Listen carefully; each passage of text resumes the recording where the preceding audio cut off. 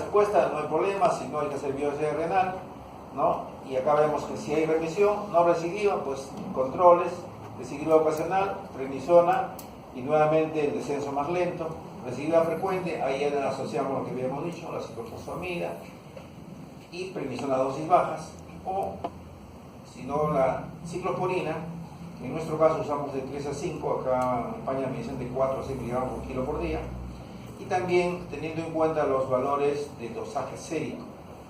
Este dosaje antes de tomar la siguiente dosis de 100 a 150, y también hacemos dosajes que son a las 2 horas, que van alrededor de 400 a 600, luego de haber tomado la dosis a las 2 horas de haber tomado, ¿no? Entonces son alternativas en cuando ya va a haber corticodependencia o recidiva frecuente, o por último hemos visto el microfenolato. Y cuando no hay remisión, considerar incluso una rebiopsia, ¿no? ¿Qué pasa? Acá hay algo que no hemos visto. Hacer completa los estudios completos, o sea, hacerle inmunofluorescencia, hacerle la microscopía electrónica, ¿no?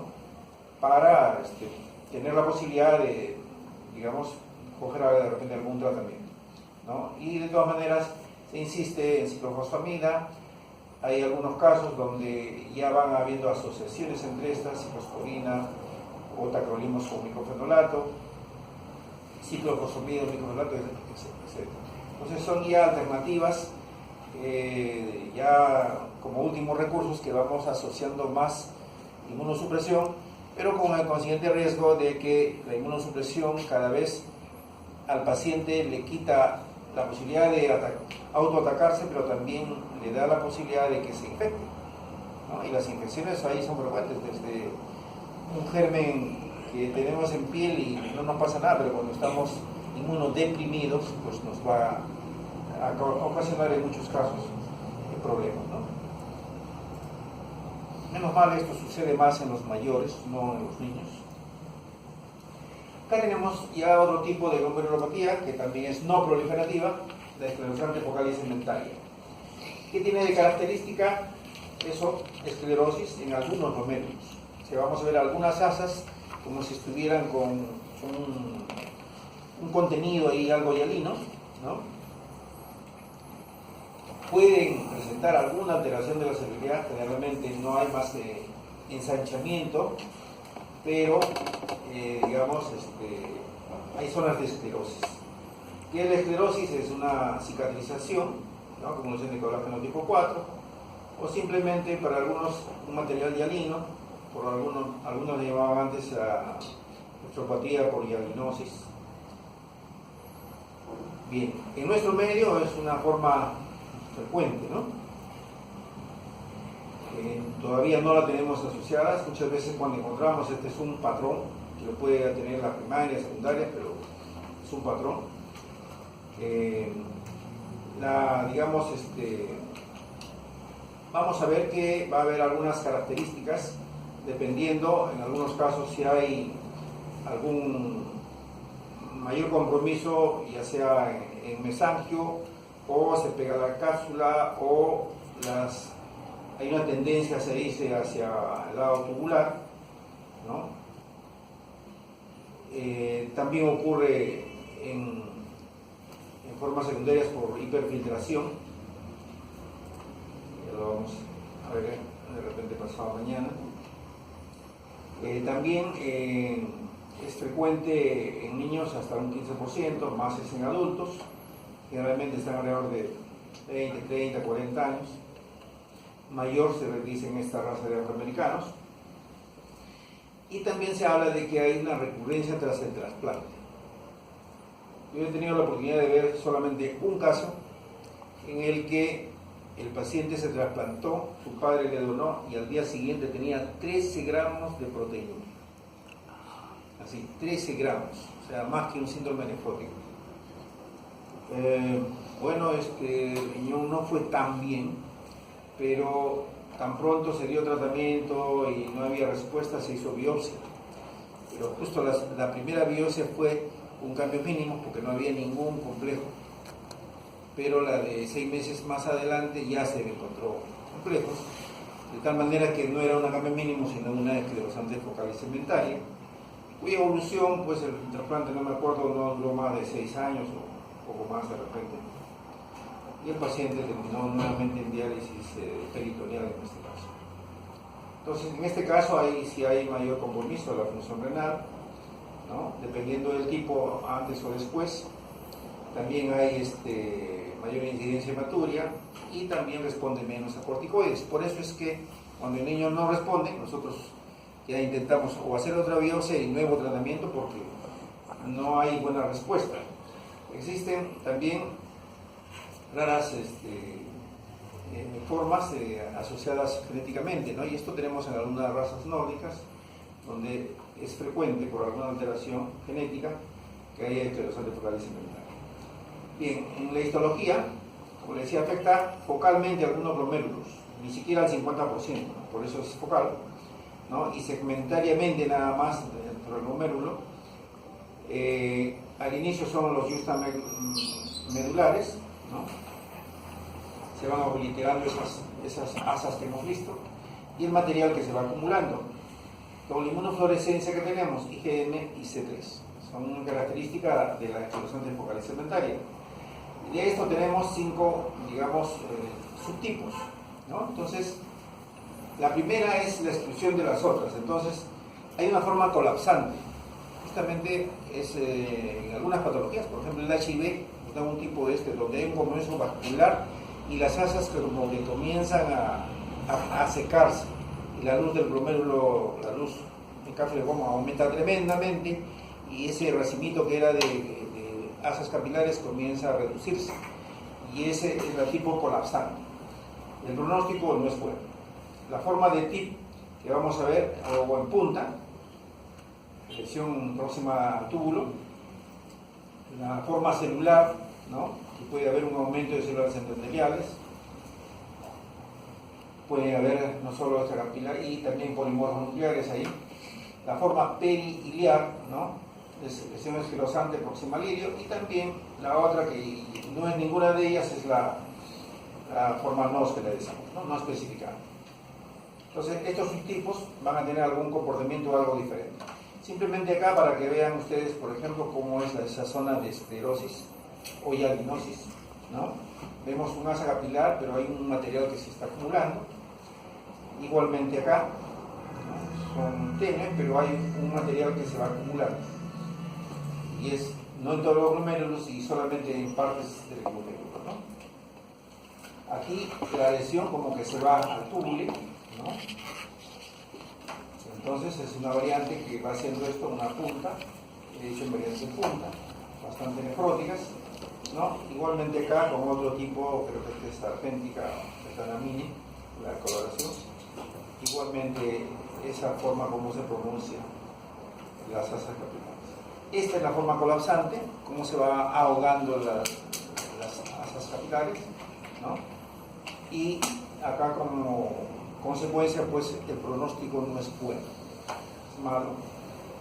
Ahorita tengo una paciente que está con ese diagnóstico, mala respuesta a corticoides, ha hecho un curso tremendo, ha venido hace poco, de repente ya no la van a ver, en un mes viene, y lo que hemos obtenido es solamente respuesta con ciclosporina, pero era muy proteinúrica, muy nefrótica, de 15 gramos, 12 gramos ha bajado a 4. Lo único que he hecho es mejorar a 3 su albúmina, que estaba en menos de 1,9 creo, y también los lípidos están en rango normal, pero no o sea, estaría hablando de una remisión parcial, ¿no? Pero no ha habido una respuesta y bueno, en el camino habrá que irles dando a entender que este es un compromiso que va a avanzar y que la función renal en algún momento va a fallar. Entonces es una candidata paciente a terapia de reemplazo, que sería diálisis o trasplante. Ahora, en muchos casos, he tenido la suerte de que hasta ahora creo 6 o 7 pacientes ya se han trasplantado sin llegar a diálisis. O sea, si un paciente vemos que va a ir mal, está yendo mal, entonces tenemos la opción de decirle, mira, tu compromiso renal es ya importante, prepárate para el trasplante. Y trasplante, digamos, ¿cómo se preparan? Simplemente hay que evaluar al paciente que no tenga ninguna infección, ninguna neoplasia. Si tiene alguna, se saca, pasa un periodo de tiempo adecuado. Si tienen un problema de próstata, se opera. O sea, todos los inconvenientes se solucionan y ese paciente que no tiene ninguna infección o todo está controlado, está en lista de espera. Y ese paciente se puede trasplantar. Bueno, he tenido la oportunidad que en 2, los donantes fueron sus esposas, los varones tuvieron suerte y nunca llegaron a diálisis, pero se trasplantaron. Entonces, es una posibilidad. Otra era una señora que muy humilde, ella venía y con la hija siempre, yo le decía, mira, ya está por llegar a diálisis, así que se haga la fístula para no ponerle un catéter para que dialice. Y siempre ponía en la historia, el paciente se niega, no acepta la fístula, hasta que un día, ya hace 5 años creo, por la torre de consultorios me dice, doctor, me llama, estaba con mascarilla, yo no la reconocí. Se saca la mascarilla y me dice, doctor, no me hice la fístula, me trasplanté. Entonces, es posible estudiarla, como les digo, ponerla en lista de espera y llegar de repente con suerte a tener una buena compatibilidad con ese donante y se trasplanta. Entonces, ¿eso qué sería? Un ideal. ¿Ya? Entonces, en muchos casos donde la evolución es lenta pero progresa, nos queda hacer eso, ¿no? Esa posibilidad. Este colapsante es un caso malo. ¿Qué clínica tiene? Proteinuria, síndrome nefrótico, en algunos casos alrededor de 4 gramos, en otros más de 10, 12 gramos. Puede haber hematuria y hipertensión también, no en todos los casos. Y en el momento del diagnóstico muchas veces puede haber insuficiencia renal, ¿no? Más en las colapsantes, ¿cierto? Y en este caso en la chica solamente encontramos creo un 40% de función renal, no encontramos más, ya había insuficiencia renal. Menos de 60 hablamos de insuficiencia renal. Es diferente de enfermedad renal crónica. La enfermedad renal crónica puede ser un diabético que tiene función renal normal. Eso es enfermedad renal crónica, porque ya sabemos que este paciente tiene ese riesgo. Bien, entonces, ¿de qué depende la evolución? De si hay proteinuria, digamos, mucho más severa, será mal el pronóstico, ¿no? Del tipo histológico, las colapsantes son las peores, y si hay insuficiencia renal en el momento del, digamos, diagnóstico, y si la respuesta al tratamiento se da. Si no se da respuesta al tratamiento, el pronóstico sigue siendo luminoso, ¿no? En muchos casos llegan a 10 años, en muchos casos a 2, 3 años ya están con problemas de enfermedad renal 5, ¿no? Y se habla que la recidiva podría ser digamos, 25% luego del trasplante. El tratamiento muchas veces se sigue la pauta de los cambios mínimos, ¿no? Siempre se inicia con corticoides y muchas veces al no tener respuesta de 2 meses a 4 ya hay que ir asociando, como hemos visto, otros inmunosupresores. El manejo médico siempre se hará con ICA o ARA2. Ya está demostrado que los pacientes no solo bajan la presión, sino en muchos casos ayuda a controlar esa proteinuria. Sobre todo en los casos que no son nefróticos, ahí nos da mejor respuesta los ARA2 o los ICA. Ya la ciclosporina, como habíamos dicho, en nuestro caso es 3 a 5 mg por kilo. Estos son niveles antes de tomar la segunda dosis. Y muchas veces un año si hay una respuesta. Tacrolimus, otro anticalcinurínico, estas son las dosis, ¿no? Y también se habla pues que puede haber recidivas, y tanto la ciclosporina como el tacrolimus son nefrotóxicos. Pero tenemos cuidado de que como la dosis es de 3 a 5, es justamente la dosis que es menos nefrotóxica. En trasplante muchas veces empezamos con 8 miligramos por kilo. Y los dosajes en trasplante son totalmente diferentes.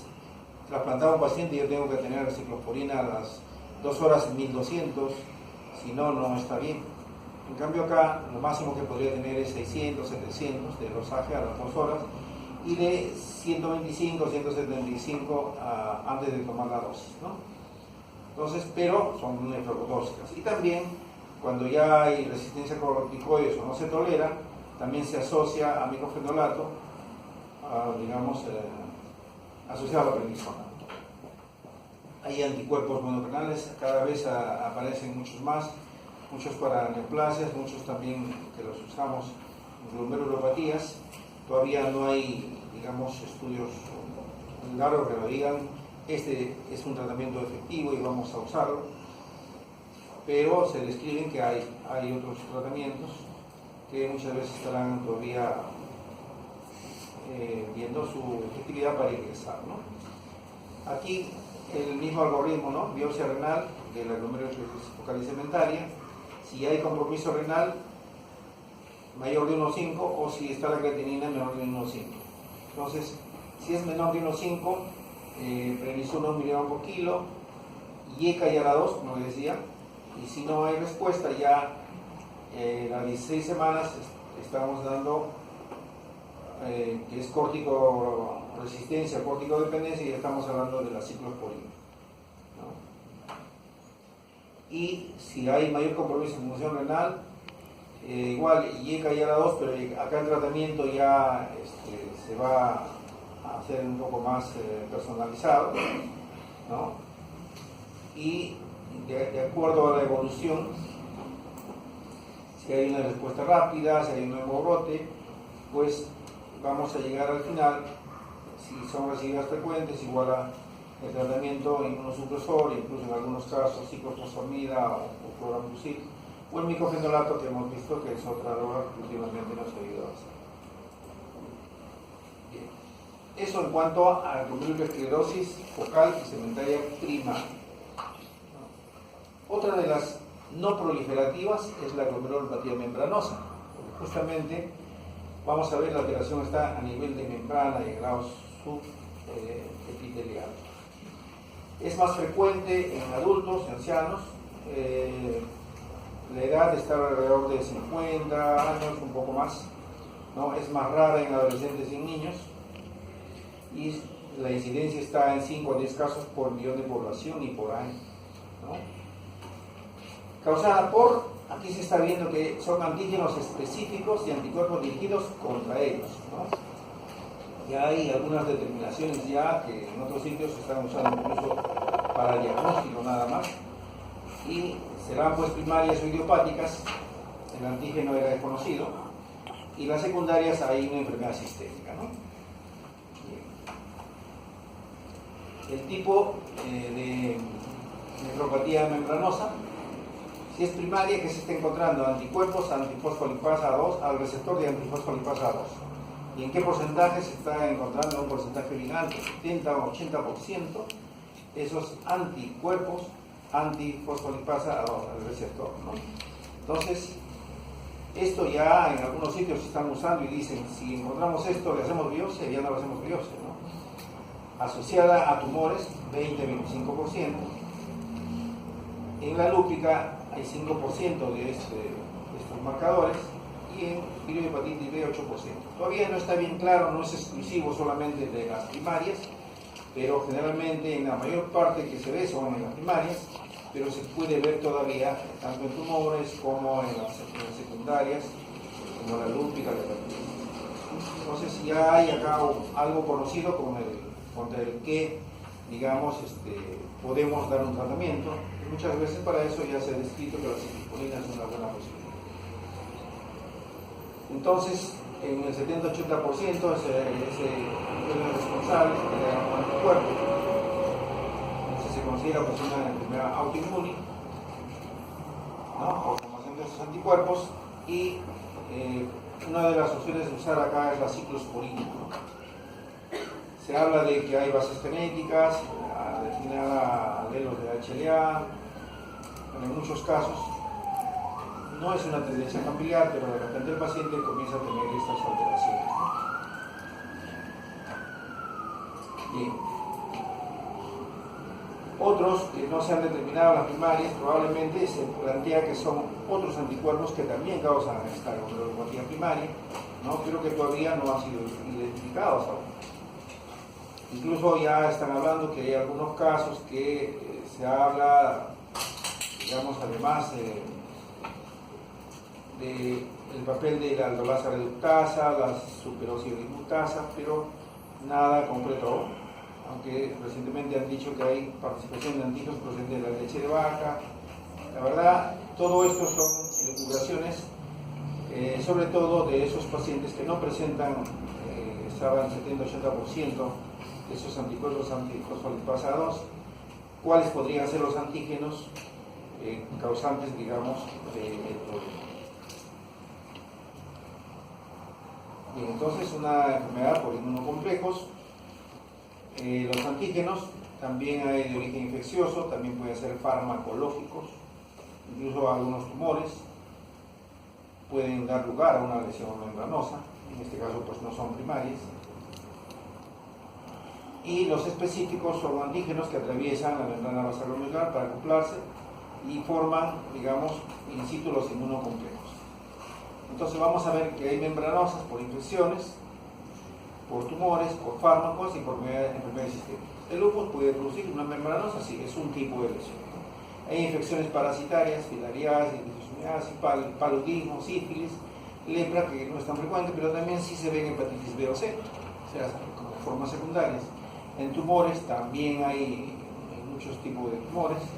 Y en fármacos, hace poco tuvimos un caso de paciente que tomaba penicilamina, ¿no? Es una lesión membranosa, digamos. ¿Y cuál es el tratamiento? Simplemente suspender y usar otro tratamiento. En este caso era una esclerosis sistémica para la que le daba a la paciente, pero hacía muy buen tiempo que usaba. En algunos casos usaban de sales de oro, que cada vez es más infrecuente, pero todos estos medicamentos podrían causar una lesión tipo membranosa, que ya la historia clínica nos va a decir, pues es secundaria o primaria, ¿no? Acá por eso la historia clínica es importante, qué tiene el paciente, qué enfermedad tiene y alrededor de esa enfermedad que toma, para ver si está dentro de la posibilidad de que haya una lesión de este tipo. Entonces, estas serían causas importantes, pero de las membranosas de tipo secundario. ¿Y cuál es el cuadro clínico? Síndrome nefrótico, generalmente, que va desde más de 3.5, 4, pero puede ser 8 gramos, puede ser más de 12 gramos, dependiendo, y esto también va a ser algo, digamos, pronóstico, ¿no? Hay un porcentaje importante, del 20%, que no es nefrótica, ¿no? Puede haber microhematuria, también puede haber hematuria macroscópica, muy raro, pero también, digamos, puede haber hipertensión. En algunos casos de membranosa se han visto hipertensión. Ya pues el cuadro típico de edema, hipoidemia, hipercoagulabilidad del síndrome nefrótico, ¿no? Y las trombosis venosas y tromboembolismo pulmonar puede ser una complicación de este cuadro tan nefrótico. Muchas veces nosotros contribuimos. Hace poco, y hace un año más, tuvimos un paciente que empezó con una lesión, bueno, todo empieza con que se doble el tobillo y él dice, bueno, tengo un problema que no me sana, y se hinchó el pie. Así que fue al médico y lo mandaron a Grau y le dijeron, acá tienes un problema, pero solamente esta cosa. Había un cierto edema, pero nos dieron cuenta que eran los dos. Al final el paciente sale de alta y nuevamente regresa con un cuadro respiratorio, que incluso botaba sangre, esputo con sangre. Entonces el paciente ya había pasado más de 6 meses en Grau, lo refieren a nefrología y hay un problema, la función renal se está alterando, pero también tiene esto. Cuando lo recibimos nosotros pensamos este es un compromiso de función renal rápido. Cuando hay este tipo de problemas en la función renal comprometida, hematuria, etc., tenemos que hacer rápido posibilidad diagnóstica, de diagnóstico, con biopsia y tratamiento. Lo vimos rápido, pero el comportamiento nos dijo que no subía mucho, la función renal no se perdía mucho, estaba más o menos conservada, pero había un problema pulmonar. Entonces nosotros queríamos ver si eso era un problema neumónico y tratarlo antes de dar un tratamiento. Pero al final se concluyó de que eso era un cuadro secundario digamos, al problema de pérdida de proteínas. O sea, pueden haber tromboembolismos pulmonares como también de las venas renales. Y la manifestación puede ser esa. Así como microhematuria también puede haber, hematuria macroscópica también puede haber esputo hemoctoico, ¿no? Y bueno, luego del tratamiento el paciente pues rápidamente cambió y no eran los antibióticos que necesitaba, sino acudir pronto a ese tratamiento que ya era consecuencia de una complicación de un síndrome nefrótico por una nefropatía membranosa. Entonces, la función renal generalmente está normal, la presión puede ser normal, puede en algunos casos estar alta, y en algunos casos se va relacionando cuando ya hay insuficiencia renal. Si hay importante proteinuria y hipoalbuminemia severa, el deterioro puede ser rápido. Entonces, en estos casos, incluso algunos se plantean, y entonces hacemos tratamiento preventivo de la trombosis, ¿no? Anticoagulamos al paciente. Hay varias escuelas que dicen que sí, algunas son más conservadoras, en muchos casos sí se hace. Los otros pacientes mayores, inmovilizados, tenemos que darle esta opción de anticoagularlo muchas veces, ¿no?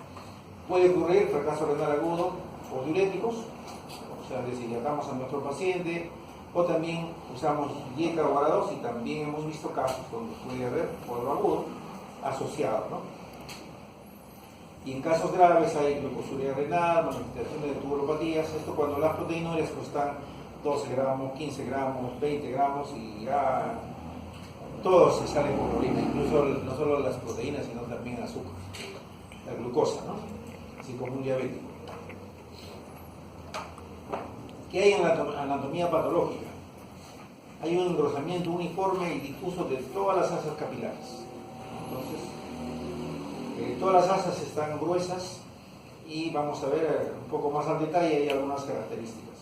¿Por qué? Pues ahí se están depositando los complejos, hay unos complejos que se van llenando toda la pared y van dando esa sensación. A la óptica con plata, la metelamina, que es la lesión argénica, de esa coloración, se observan unas lesiones tipo púas o spike, ¿no? Bien delgaditos, que vamos a ver, y son prolongaciones espiculares de la membrana basal hacia el exterior, y que tratan de englobar depósitos inmunes, ¿no? Entonces, esa es una característica. Miren, este es un engrosamiento total de las asas, global, todas engrosadas, pero aquí podrían ver ustedes algo así como una pelucita que había. Entonces son los spike o púas que se ven en este tipo de lesiones en la anatomía patológica óptica. Y a la inmunofluorescencia, en algunos casos nuestros patólogos teníamos buena inmunofluorescencia antes, es decir, ha salido mala la muestra para la óptica, pero en inmunofluorescencia tengo un glomérulo que pinta todo, y esa es la característica de una membranosa, todas las asas capilares dibujadas por inmunofluorescencia. Entonces,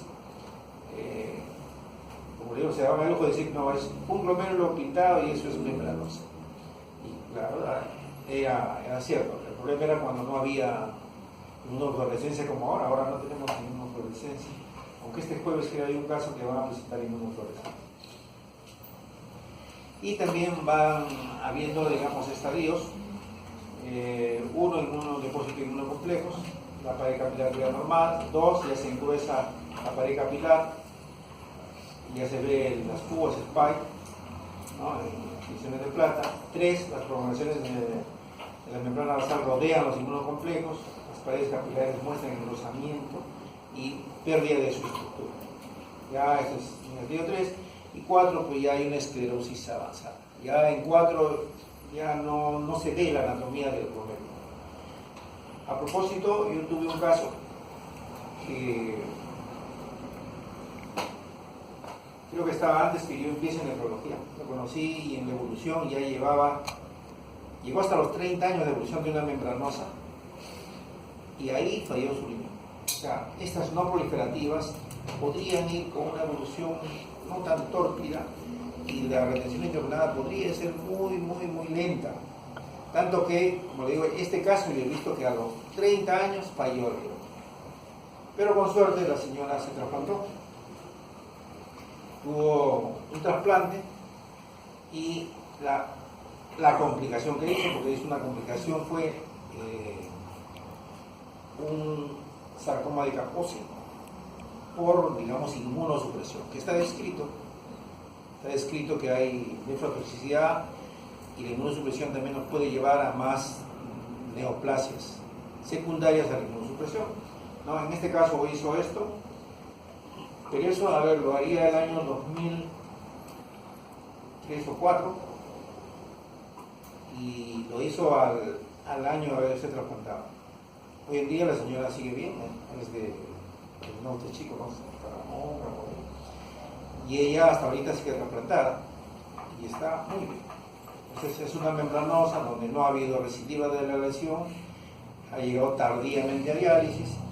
Como digo, para decirle simplemente que el comportamiento de muchas no proliferativas puede ser ese, muy lento.